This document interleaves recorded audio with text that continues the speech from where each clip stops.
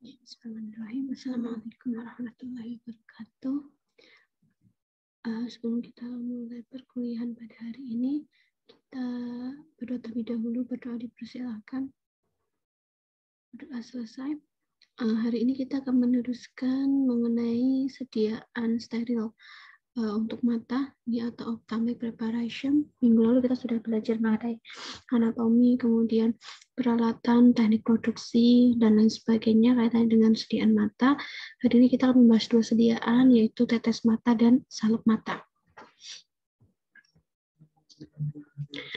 Yang pertama kita akan membahas mengenai tetes mata, bahwasannya tetes mata yang berdasar topikal itu cara pemberiannya adalah dengan menarik ke bawah kelopak mata. Jadi menarik ke bawah kelopak mata, di sini kelopak ditarik ke bawah, kemudian tengadahkan kepala, lalu lihat ke arah langit-langit ketika ujung penetes terarah dekat dengan bagian bawah. Jadi begini nih, tarik kelopak matanya, kemudian menghadap ke atas, kemudian ini teteskannya di sini, teteskan cairan ke mata. Jangan tekan kelopak, jangan ditekan, hanya ditarik saja, tapi kita tidak boleh menekan kelopak mata. Kemudian bagaimana caranya untuk mencegah kontaminasi, karena kita tahu bahwa tetes mata itu merupakan suatu sediaan multidus di mana yang dibuka tutup dan rentang dengan kontaminasi. Untuk mencegah atau meminimalisir kontaminasi pada sediaan tetes mata, yang pertama adalah tangan dibersihkan sebelum menggunakan tetes mata. Kemudian jangan sampai menyentuh ujung penetes ke mata atau jaring sekitarnya. Mungkin tangan kita jangan menyentuh ke ujung tetesan ini yang untuk menetes cairan matanya. Kemudian ada beberapa jenis bentuk tetes mata, yaitu ada bentuknya larutan dan ada yang suspensi. Untuk yang berbentuk larutan atau yang jenisnya larutan, itu dia harus steril, kemudian bebas partikel asing, kemudian dibuat dan dikemas dengan baik sedemikian rupa sehingga bisa memberikan tetesan pada mata. Kemudian untuk larutan, untuk sediaan tetes mata yang berbentuk larutan, kita tahu bahwa hampir semua bahan terapeutik optalmik, artinya hampir semua sediaan mata itu berupa bentuknya itu garam larut air. Jadi sebagian besar sediaan tetes mata yang bentuknya larutan itu adalah berbentuk garam larut air. Nah, bagaimana cara pemilihan bentuk garam yang cocok, ya? Pemilihan bentuk garam yang cocok untuk sediaan tetes mata, kita harus tergantung pada yang pertama kelarutannya, kemudian yang dua efek pH, kemudian tonisitas sediaan dan kapasitas buffer untuk menyeimbangkan atau menjaga kestabilan dari pH-nya, kemudian kompatibilitas dengan formulasi total, jadi bisa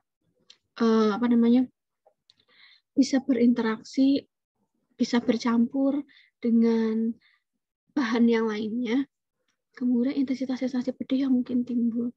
Jadi kalau bisa intensitas sensasi pedihnya ketika diaplikasikan itu lebih ke arah moderat ya, atau rendah.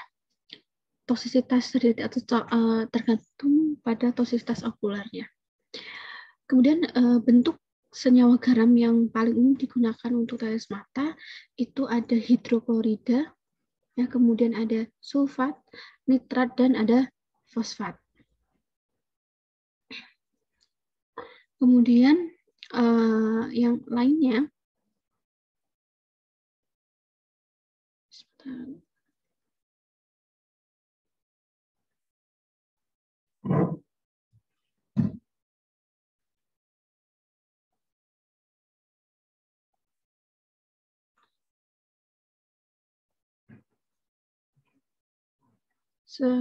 kemudian untuk bentuk garam yang lainnya, selain hidroklorida, sulfat, nitrat, dan fosfat, ini ada garam salisilat, hidrobromida, dan bitartat.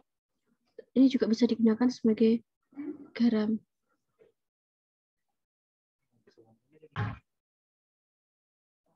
Kemudian ini ya untuk bentuk garam yang biasa digunakan tes mata itu ada hidroklorida, sulfat, nitrat, dan fosfat. Tapi ada bentuk garam yang lainnya yang sering digunakan, yaitu garam salsilat, hidroklorida, dan bitartat. Kemudian untuk obat yang bersifat asam, ya seperti sulfonamida, jadi obat-obatan yang zat aktif yang sifatnya mempunyai sifat asam, gitu, seperti misalkan sulfonamida. Nah, ini digunakan garam natrium atau NaCl biasanya.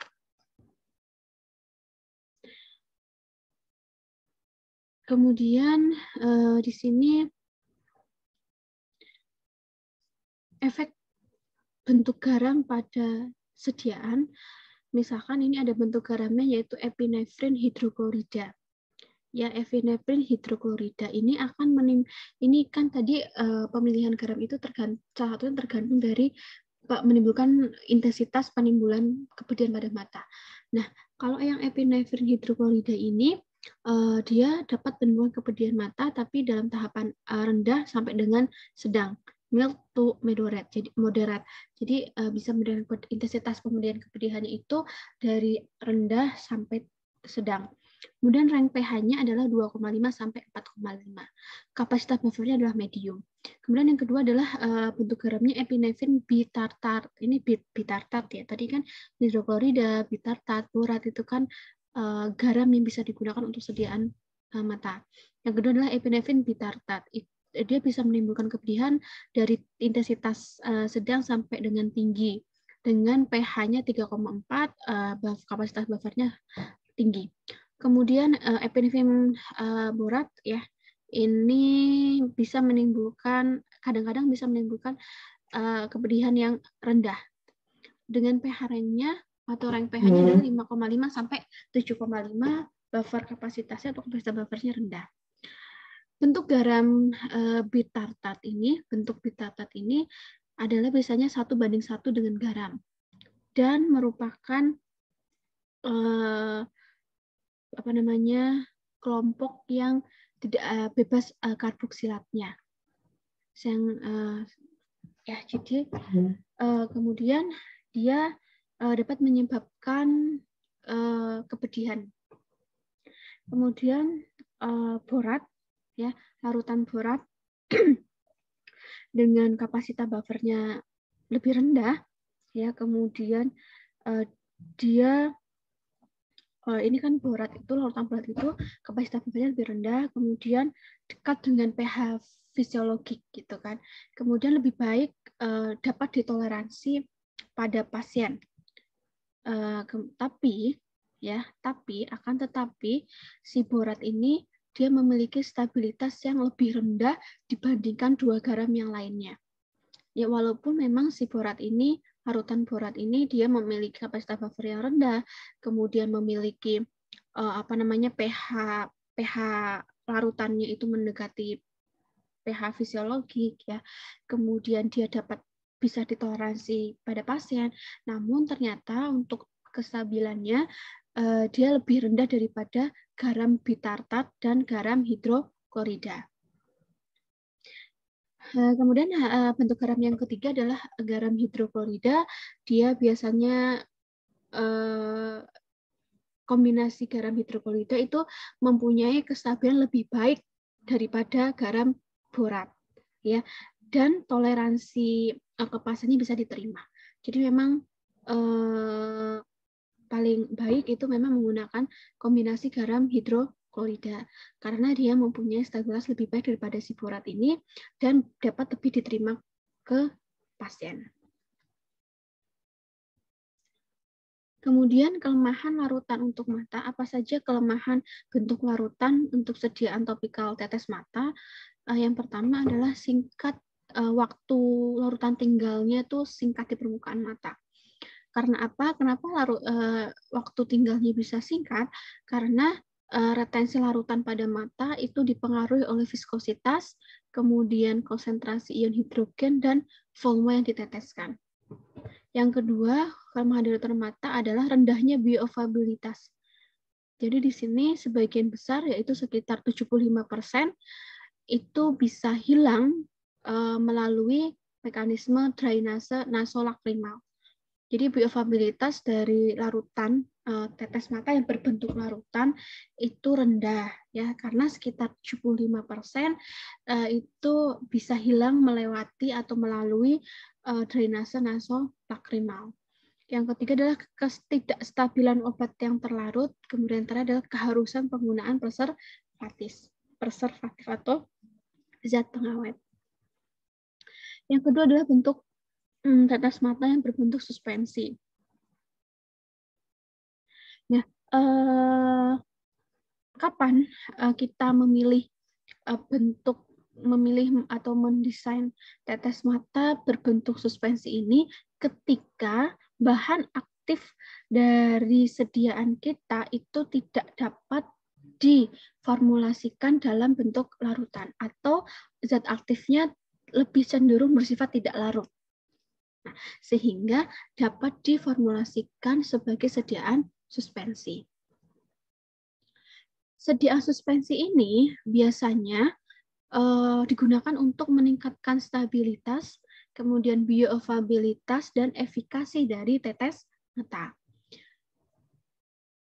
Kemudian biasanya untuk sediaan tetes mata yang berbentuk suspensi yang sekarang ada di pasaran, yang mungkin teman-teman sering jumpai, itu biasanya adalah golongan NSAID.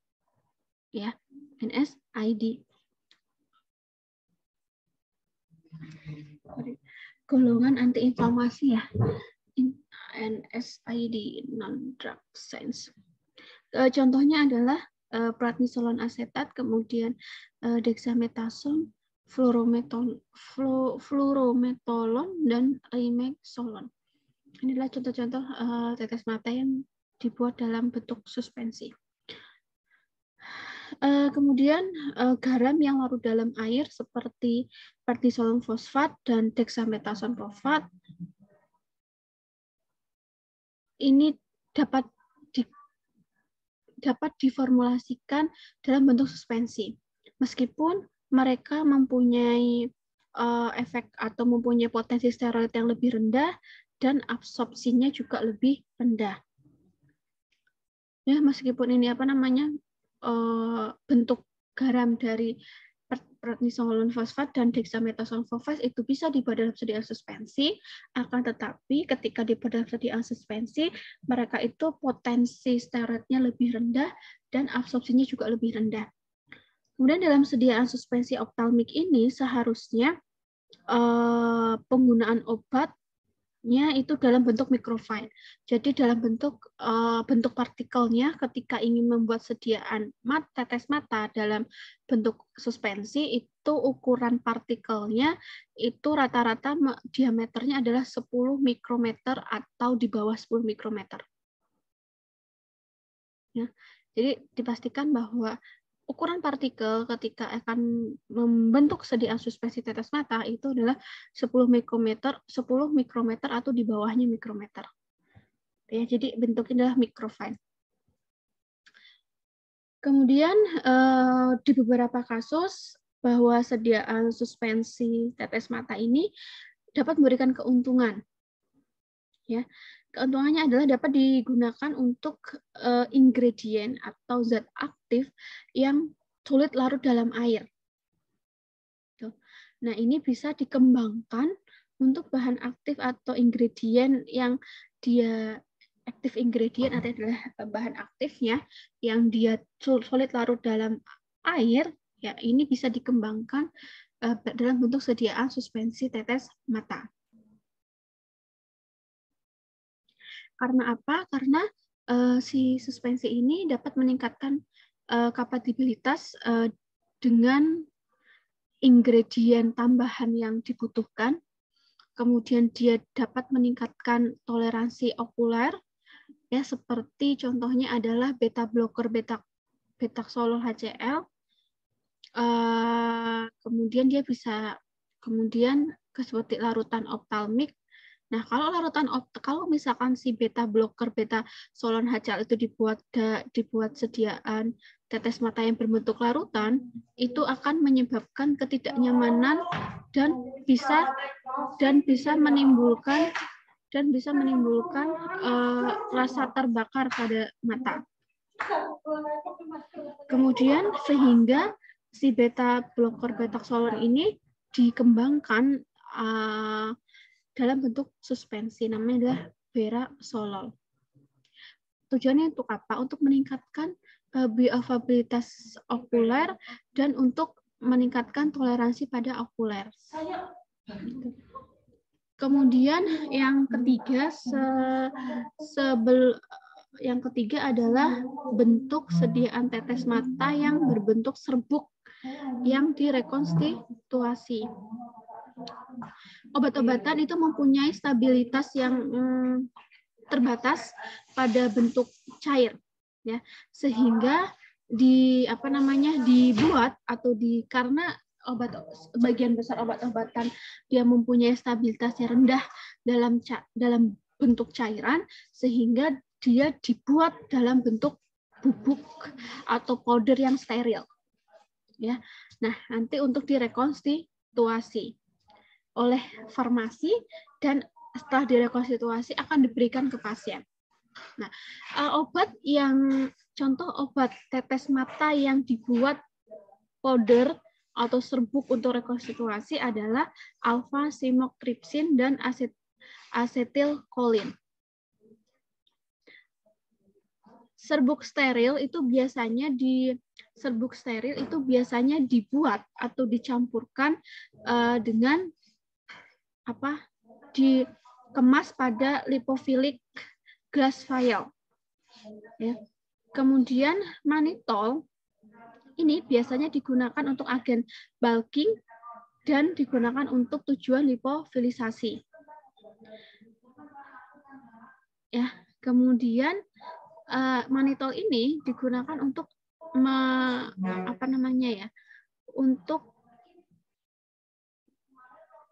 untuk larutan yang rekonstitusi. Jadi misalkan powder serbuknya itu kan nggak mungkin ya pasien diberikan dalam bentuk powder, gitu kan, pasti akan direkonstitusi dulu. Nah, pelarut yang bisa merekonstitusi adalah si mannitol ini. Tuh. Nah, biasanya mannitol ini digunakan untuk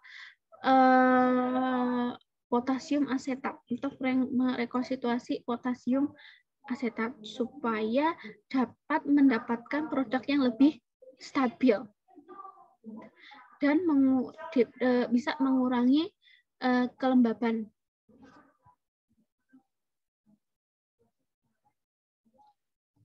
Kemudian yang keempat adalah larutan yang berbentuk gel. Tetes mata yang larutan yang berbentuk gel. Larutan merupakan suatu cairan yang ada di dalam kontainer atau di dalam wadah dan dapat digunakan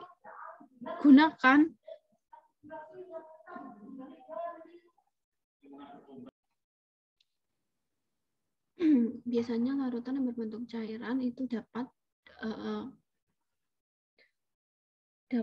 diaplikasikan ke mata, tetapi ini kalau misalkan dia berbentuk gel, kemudian akan kontak dengan cairan air mata, ya. Kalau misalkan dia bentuknya gel, itu misalkan gel ini kontak dengan larutan cairan air mata, itu dapat meningkatkan waktu kontak. Ya, dapat meningkatkan waktu kontak, dan kalau misalkan waktu kontaknya ditingkatkan, itu dapat meningkatkan absorpsi obat dan dapat meningkatkan waktu atau durasi obat tersebut berefek secara terapeutik. Nah, jadi caranya adalah larutan gel foamingnya ini dimasukkan ke dalam kemasan atau dalam wadah, kemudian dimasukkan ke dalam suatu eye drop dan kemudian diteteskan ke mata. Nanti si gel yang ada di dalam solution ini akan kontak dengan air mata, ya, dan ketika gel kontak dengan air mata itu akan dapat meningkatkan kontak time atau meningkatkan waktu kontak dengan obatnya dan memungkinkan dapat meningkatkan absorpsi obat yang akan berimbas pada peningkatan durasi efek secara terapeutik. Nah, kemudian transisi perpindahan dari fase liquid ke gel ini tergantung dari sistem penghantaran obatnya. Ya, liquid gel fast transition depend delivery system. Jadi transisi dari cairan atau larutan cairan ke gel itu tergantung dari sistem penghantarannya. Kemudian sistem penghantaran ini tergantung pemilihan sistem penghantaran ini tergantung pada penggunaan atau pemilihan polimer. Ya, pemilihan polimer tertentu yang digunakan. Dan mekanismenya itu dapat memicu transisi fase gel di dalam mata yang dapat memberikan keuntungan, ya, yang dapat dimanfaatkan, yang dapat dimanfaatkan sesuai dengan perubahan suhu, pH, sensitivitas ion atau lisosom saat kontak dengan cairan mata. Jadi tergantung dari sistem delivery-nya atau tergantung di sistem penghantaran obat yang disesuaikan dengan polimer yang digunakan, ya, sehingga mekanismenya dapat memicu transisi fase gel di dalam mata yang dimanfaatkan atau yang memanfaatkan transisi itu memanfaatkan perubahan suhu, pH, sensitivitas ion, dan lisosom ketika kontak dengan air mata.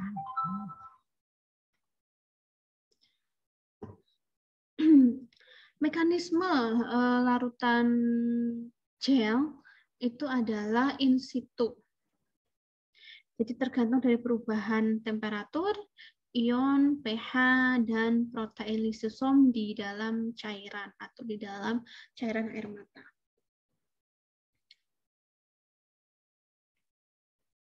Kemudian contohnya ini untuk temperatur adalah untuk memicu perubahan temperatur itu ada polosamer, sikloglukan. Kemudian yang ion itu adalah asam alginik, natrium alginat, dan gumgelan. Untuk perubahan pH itu ada selulosa, asetat, pitalat. Kemudian untuk lisosom protein ini ada santan gum. Mukoadhesif termosensitif ini perbedaan polimer mukoadhesif ini ditambahkan ke polosamer. Contohnya adalah karbopol 940, HPMC, dan HEC. HEC itu adalah hidrosetil selulose. Kemudian contoh sediaan tetes mata yang berbentuk gel yang ada di dalam pasar, itu adalah timolol maleat. Ini sering mau dijumpai, ya, bahwa ternyata timolol maleat ini merupakan salah satu jenis sediaan tetes mata yang berbentuk gel yang digunakan untuk mengurangi elevation, mengurangi tekanan pada intraokuler, ya, dan biasanya digunakan untuk in the management of glaukoma, untuk pasien yang glaukoma. Dengan larutan berbentuk gel ini dapat meningkatkan efikasi, ya, dan dapat mengurangi waktu penggunaan. Biasanya bisa digunakan hanya 1 kali sehari atau 2 kali sehari. Jadi dapat mengurangi frekuensi penggunaan. Biasanya untuk yang timolol maleat ini digunakan 12 sampai 24 jam. Biasanya 1 kali sehari atau 2 kali sehari.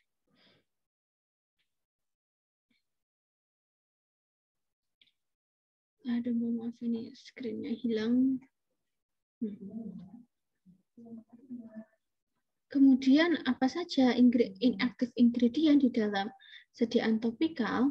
Inactive ingredient di dalam saluran, di dalam larutan mata dan suspensi ini dibutuhkan, ya, dibutuhkan. Untuk apa saja dibutuhkannya? Jadi zat tambahan, ya, zat inactive ini adalah zat tambahan atau eksipien. Eksipien di dalam tetes mata itu dibutuhkan, baik bentuk sediaan tetes mata yang larutan maupun bentuk sediaan tetes mata yang suspensi. Mengapa? Apa saja fungsi dari zat eksipien yang ditambahkan dalam sediaan tetes mata? Yang pertama, dapat mengatur konsentrasi dan tonisitas dari sediaannya. Ya, dapat mengatur pH larutannya. Kan? Kemudian dapat meningkatkan stabilitas dari zat aktifnya, meningkatkan kelarutan zat aktifnya, ya. Kemudian menstabilkan viskositasnya dan dapat berperan sebagai larutan, ya, atau dapat berperan meningkatkan solubility atau ya meningkatkan kelarutan.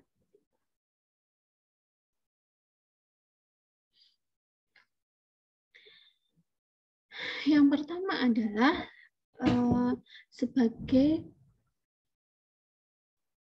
pengatur tonisitas, ya, bahwa farmasis itu seharusnya dapat mengoreksi atau menganalisis atau membuat suatu sediaan tetes mata yang tonisitas, ya. Tonisitas itu berarti kita harus bisa menghitung, ya, menghitung tonisitas dari larutan mata yang kita buat, gitu, ya. Bahwasanya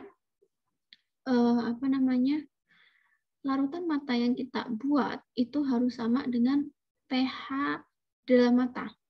Dan misalkan dia bersifat, misalkan tonisitasnya belum tercapai, maka bisa ditambahkan dengan NaCl.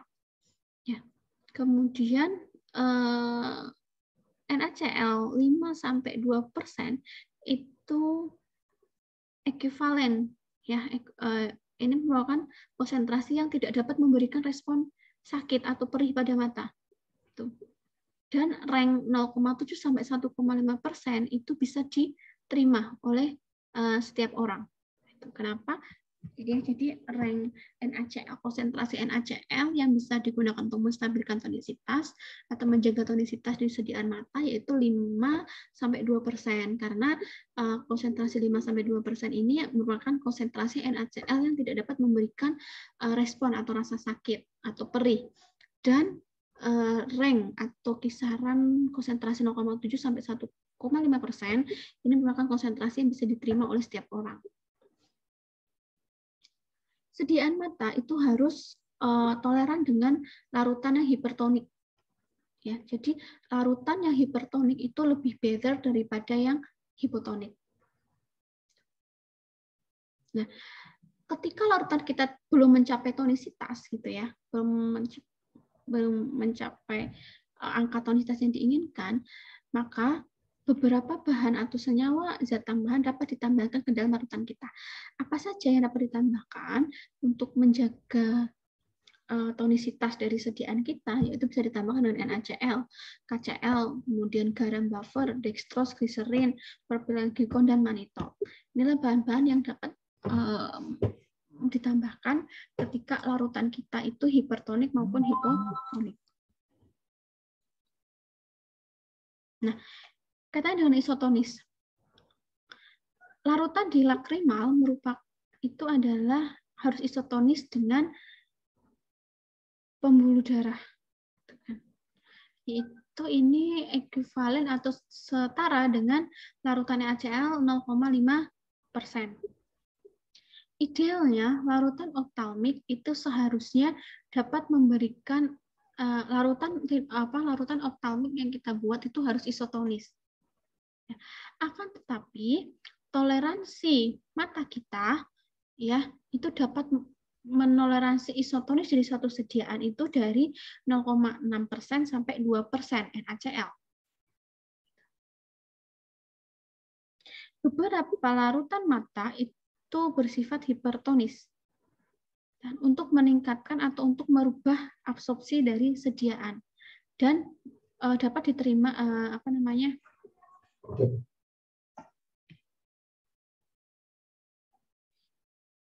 di sini beberapa larutan mata itu harus bersifat hipertonik.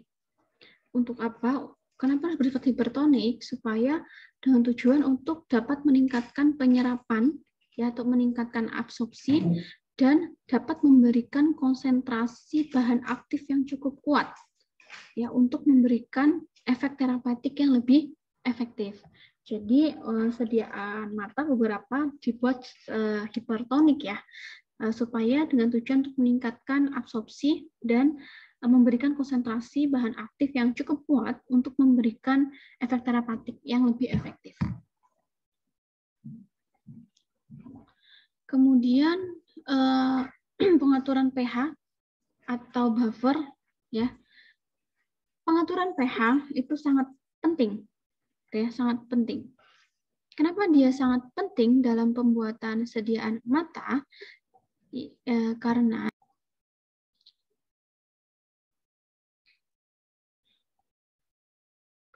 ini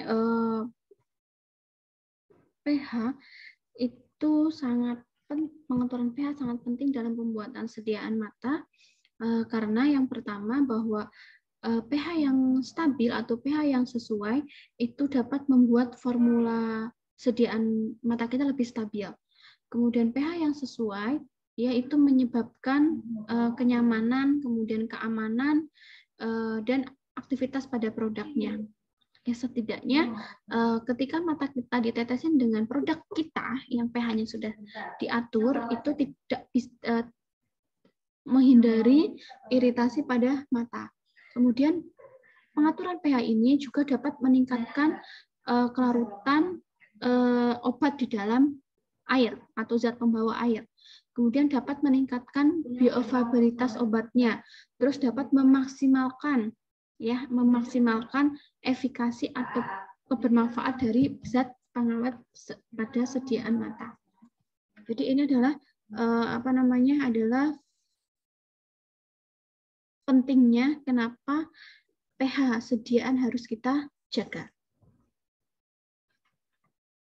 Idealnya ya kita berbicara mengenai idealnya setiap produk ya akan ditambahkan dengan buffer agar mencapai pH 7,4. Jadi pH 7,4 ini adalah pH normal fisiologik pada cairan mata. Kemudian nilai pH pada larutan mata ya.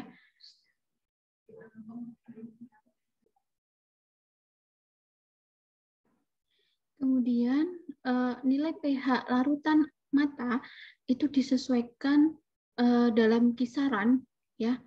Disesuaikan dalam kisaran untuk supaya dapat memberikan umur simpan yang bisa diterima.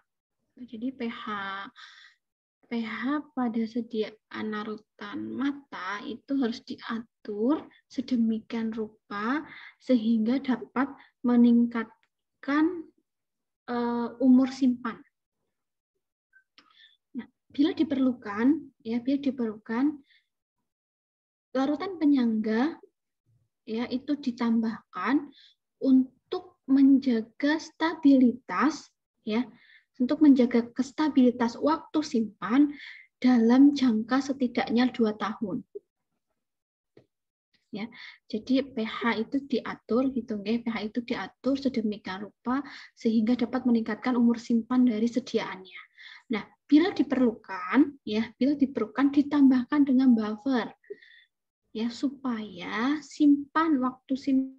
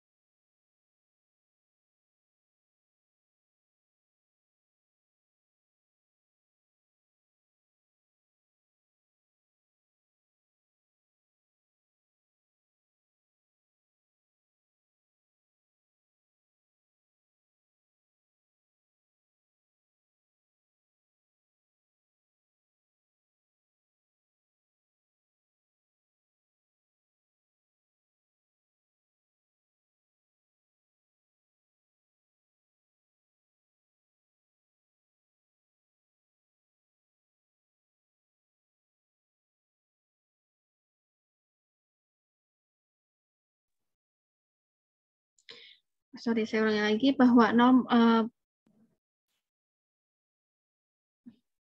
pH cairan mata yang normal 7,4 gitu ya. Sehingga setiap formulasi ini harus mempunyai pH yang berbeda ya, yang dapat dinetralisasi ya, dinetralisasi dengan buffer yang normal pada cairan mata. Akan tetapi sebagian besar garam alkaloida ini dapat menimbulkan endapan sebagai free alkaloid pada pH tersebut, dan beberapa obat ya itu tidak stabil pada pH 7,4 ya, sehingga karena alasan tersebut, karena tidak semua obat stabil apabila dibuat pH 7,4, nah sehingga alasan ini sistem buffer ini harus digunakan. Jadi kita harus menambahkan buffer dalam sediaan kita ya, supaya bisa mendekati pH fisiologik yaitu 7,4 dan tidak menimbulkan endapan ya pada obat gitu. Jadi memang harus diatur buffernya. Jadi kesimpulannya adalah jika diperlukan dapar, kapasitas daparnya dibuat serendah mungkin. Ya, kan tadi yang pertama pH sediaan mata itu bisa kita atur 7,4 gitu ya. Cuma tidak semua obat itu stabil pada pH 7,4. Karena alasan tersebut ya, maka maksud saya tidak semua obat dapat memberikan pH 7,4. Nah, sehingga untuk mencapai nilai 7,4 itu diperlukan buffer. Ya.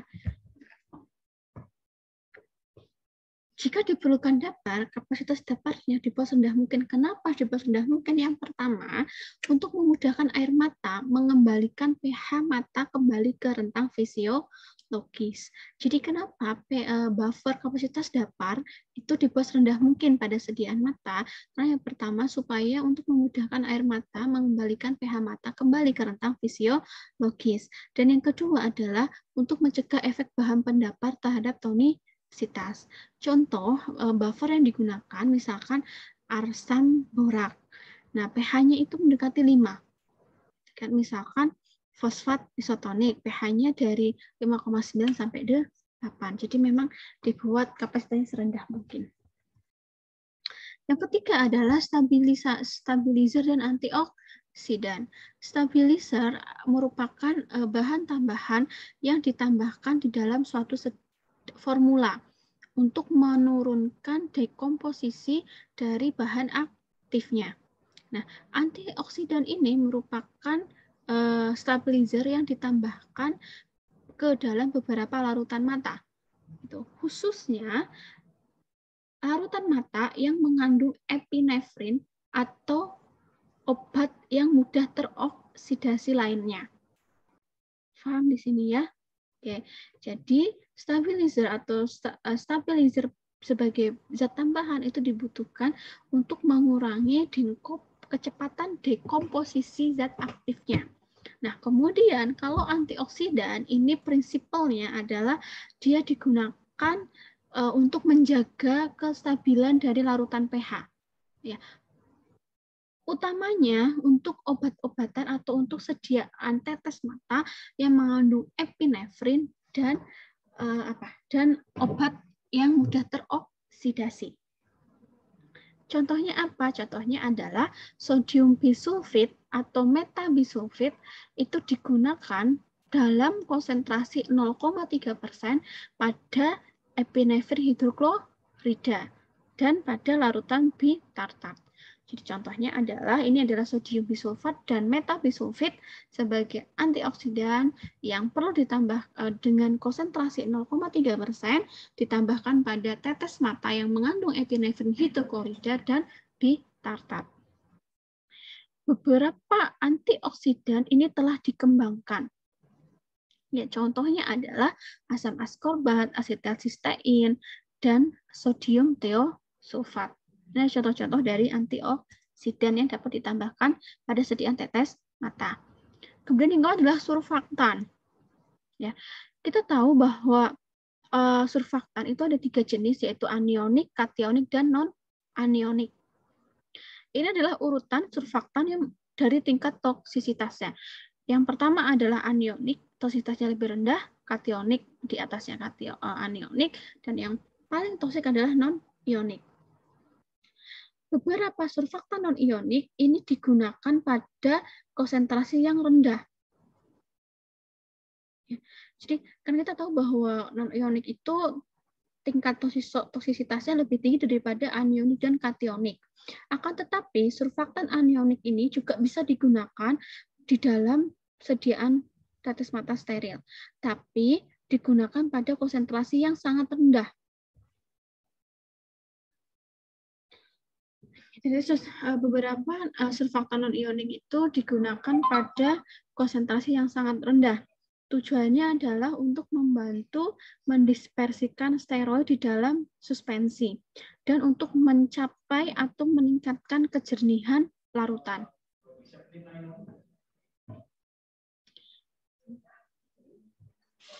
Apa contoh dari surfaktan non-ionik? Surfaktan non-ionik itu contohnya adalah sorbitan, ya.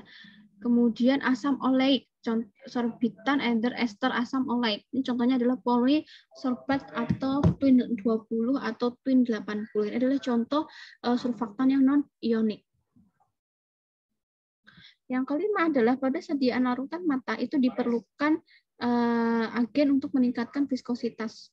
Contohnya adalah polivinyl alkohol, metil selulos, hidroksipropil, metil selulosa, hidroksitil selulosa, dan karbomer. Ini digunakan untuk meningkatkan viskositas pada larutan atau suspensi sediaan mata. Kemudian bahan-bahan yang tadi itu mereka dapat meningkatkan waktu kontak okuler, ya. Kemudian dengan menurunkan kecepatan drainase, kemudian meningkatkan mukos adhesif dan meningkatkan bioavailabilitas dari obat, ya. Kemudian keuntungan yang kedua pada larutan polimer itu adalah efek lubrikannya. Beberapa bahan yang dapat meningkatkan viskositas, ya, atau meningkatkan kontak antar permukaan itu ada namanya hidroksipropil metil selulos dan ada namanya polivinyl alkohol.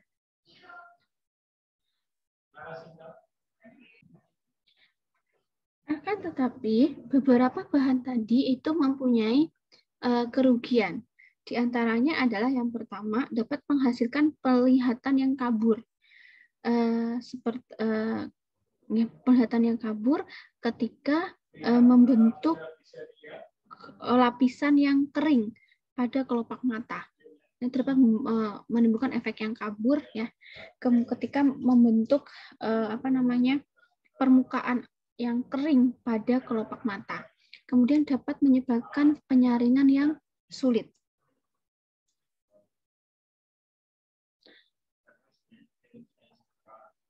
Selanjutnya adalah vehisel yang dibutuhkan pada sediaan mata. Pada sediaan mata itu biasanya menggunakan air yang sudah terpurifikasi sebagai solvent. Nah, air yang sudah terverifikasi sesuai dengan standar USP ini biasanya didapatkan dari proses distilasi, deionisasi, dan reverse osmosis. Ini harusnya sudah dijelaskan oleh Bu Titi ketika membahas cairan atau zat pembawa. Nah, minyak itu dapat digunakan sebagai vehisel pada beberapa pada beberapa produk mata yang mempunyai kelembaban sangat sensitif. Jadi beberapa produk sediaan mata yang mempunyai sensitivitas kelembaban yang sangat tinggi perlu ditambahkan dengan yang sama yang dengan minyak. Nah, Ketika minyak-minyak tersebut ditambahkan ketika minyak-minyak tersebut ditambahkan sebagai vehicle pada larutan mata, mereka akan memberikan kemurnian yang sangat tinggi.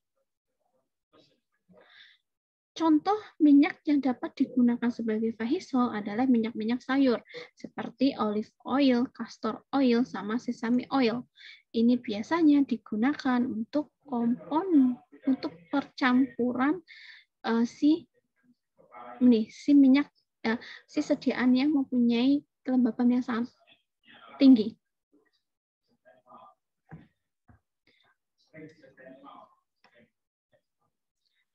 Yang terakhir adalah packaging, kaitannya dengan tetes mata.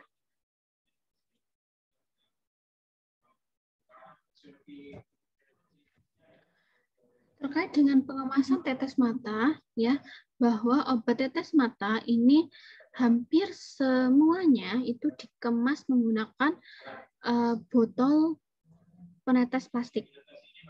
Benar ya, botol penetes plastik. Atau disebut dengan the drop trainer plastic dispenser. Apa keuntungan-keuntungan dari tetes mata yang berbahan plastik ini? Yang pertama adalah kenyamanan penggunaan oleh pasien. Yang kedua adalah menurunkan potensi kontaminasi.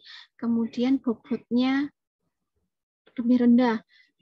Dan yang paling penting adalah cost-nya lebih rendah atau biayanya lebih rendah. Nah, botol plastik yang digunakan untuk kemasan pada eye drop ya itu dibuat rendah LDPE atau kandungan polietilen resinnya itu harus rendah. Nah, di mana si botol plastik eye drop ini lebih fleksibel dan artinya tidak dapat berinteraksi dengan campuran dengan larutan tetes mata yang sudah kita buat. Ya. Tutup pada eye drop itu biasanya lebih keras daripada botolnya. Tutupnya itu menggunakan resin yang lebih keras daripada botolnya. Apa keuntungan dari bahan resin LDPE? Gitu ya. Dia kompatibel dengan jenis obat-obatan dan komponen pada formulasi. Tapi apa saja kerugian atau kekurangan dari resin LDPE sebagai bahan pembuat dari pengemas atau botol plastik eye drop? Dia yang pertama keuntungannya adalah kelemahan dari LDPE resin adalah karakteristik permeabilitasnya, seperti dia menguap pengawet yang mudah menguap. Keuntungannya adalah karakteristik penyerapan dan permeabilitas, misalnya pengawet yang mudah menguap seperti korobuton. Kemudian penurunan bobotnya ya karena adanya transmisi dari uap air. Yang ketiga adalah bahwa resin LDPE ini dapat tembus cahaya. Apabila obatnya sensitif terhadap cahaya, maka diperlukan perlindungan paket tambahan seperti titanium dioksida. Kemudian resin LDPE ini juga disterilkan dengan menggunakan iradiasi gamma atau etilen oksida. Ini adalah kelebihan dan kekurangan dari bahan pembuat sediaan plastik eye drop yaitu LDPE resin. Kemudian pengemas optalmik, sebuah pengemas plastik yang spesial yang digunakan untuk pengemasan optalmik ini juga dapat dibuat menggunakan polipropilen. Tadi kan menggunakan ini ya, LDPE resin. Nah, ini plastik packaging pengemas plastik itu bisa menggunakan bahan bakunya adalah polipropilen. Nah, botol kemasan yang terbuat dari polipropilen ini diisi dengan larutan kita terlebih dahulu, kemudian disterilisasi menggunakan uap dengan autoclave pada suhu 121 derajat Celcius. Jadi kalau misalkan menggunakan propilen ya, bahan plastik yang terbuat dari propilen, maka caranya adalah sediaan kita dimasukkan ke dalam botol plastik tersebut, kemudian disterilisasi menggunakan uap dengan tekanan yang bersuhu 121 derajat Celcius. Nah, ini ya, tidak dengan yang tadi. Kalau yang mana LDPE ini dia sterilisasinya menggunakan iradiasi gamma atau ethylene oxide. Tapi kalau misalkan menggunakan botol plastik yang berbahan polipropilen, maka di sterilisasinya dengan menggunakan uap pada suhu 121 derajat Celcius. Kemudian beberapa produk ya. Beberapa produk masih tertinggal dalam botol penetes kaca ya, karena kaitannya dengan stabilitas atau pertimbangan khusus. Biasanya obat. Jadi gini, beberapa produk optalmik itu juga digunakan botol kaca gitu.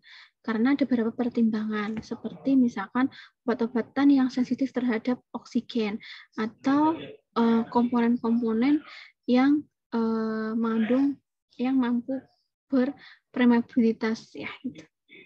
Yang misalkan yang nggak bisa yang tidak bisa dikemas atau dimasukkan wadah ke plastik. Kemudian bubuk untuk rekonstitusi ya. Jadi kan ada serbuk ya, serbuk rekonstitusi itu biasanya menggunakan wadah gelas. Inilah packaging gelas botol gelas di mana sterilisasinya menggunakan panas kering atau panas uap seperti autoclave. Itu contohnya adalah amber glass, ini digunakan untuk light resistant, untuk obat-obatan yang resisten terhadap cahaya, tidak tahan cahaya. Mungkin itu bisa saya sampaikan kaitannya dengan tetes mata. Nanti akan saya buat video selanjutnya yang kaitannya dengan salep dan gel mata. Silakan teman-teman mempelajari kembali apa yang disampaikan saya melalui video ini, dan setelahnya silakan mengerjakan kuis yang disediakan di Edu. Terima kasih semuanya. Saya akhiri. Wassalamualaikum warahmatullahi wabarakatuh.